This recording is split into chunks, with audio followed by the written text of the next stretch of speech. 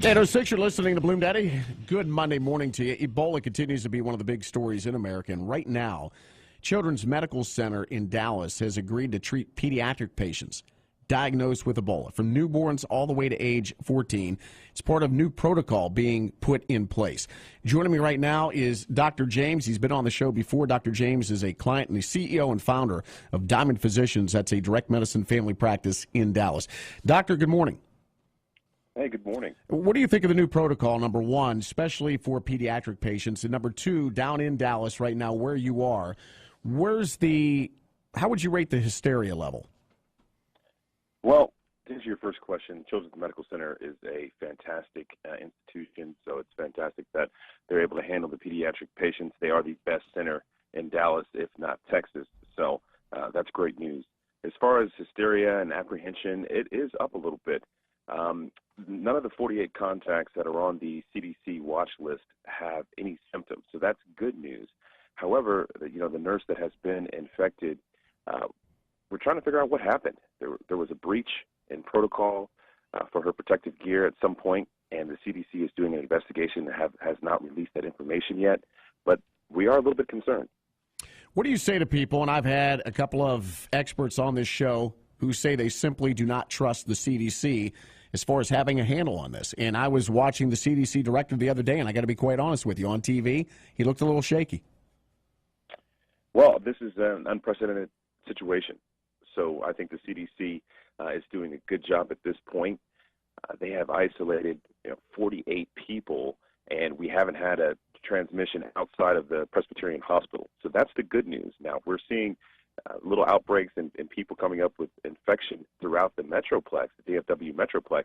Then I could say that they're doing a bad job. But right now, they've done their job. We've had no transmission of disease outside of Presbyterian Hospital. So at this point, the individuals at Presbyterian, a mistake was made at some point, and it's a very unfortunate mistake. And our heart and our prayers go out to the individual that has become infected, and we hope that she makes a speedy recovery. Talking to Dr. James Pickney. He's a client and the CEO and founder of Diamond Physicians. That's a direct medicine family practice in Dallas. Dr. James, when you take a look at what's going on, we have the flu season kind of entering it right around the corner. Has that affected people's perception of their own symptoms, and how do you see this being handled by our healthcare system? Yeah, there has been an influx in calls to my office at Diamond Physicians as well as in the ER. Again, the symptoms are very similar between Ebola, common cold, flu. You can get fever, nausea, vomiting, headache, abdominal pain, diarrhea. So it's very hard to distinguish the two at the beginning. But remember, to contract Ebola, you have to come in direct contact with bodily fluids. And in the case of transmission, that's what happened. Mr. Duncan was going under hemodialysis. He was intubated at some point.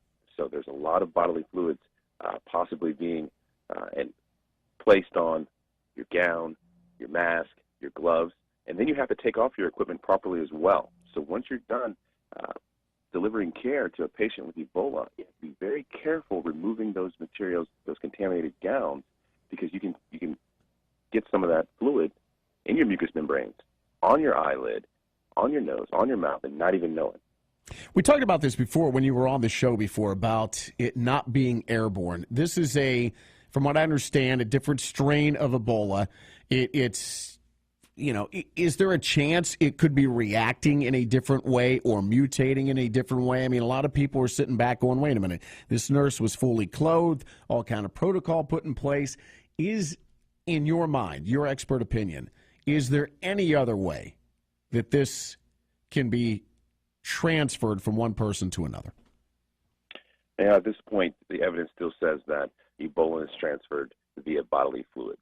Now, in order for a mutation to occur, you have to have evolutionary pressure. So this is a very virulent virus. It's spread easily right now via contact.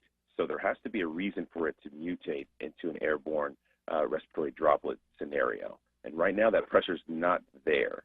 Now, once the CDC does their investigation, if they determine that there is no way, there was no breach in protocol, that this nurse had on protective equipment at all times, did not stick herself with a needle, did not get any type of bodily fluids in her eye, nose, mouth, then we can talk more about a possible mutation. But again, dozens of healthcare workers took care of this individual, and only one has contracted Ebola.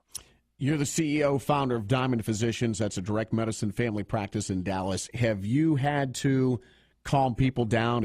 Are you dealing with anxiety when you're seeing patients and dealing with the public? We are. Right when the story broke, when Mr. Duncan was confirmed with Ebola, our phone lines were flooded.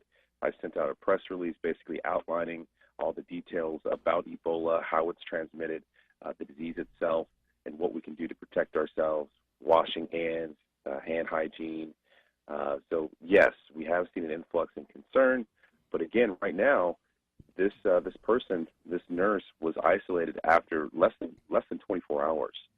So I don't think we should have widespread panic just yet. I think we need to stay calm and remember at this point, this is not an airborne virus. So we've had 48 contacts with Mr. Duncan, none of them showing symptoms.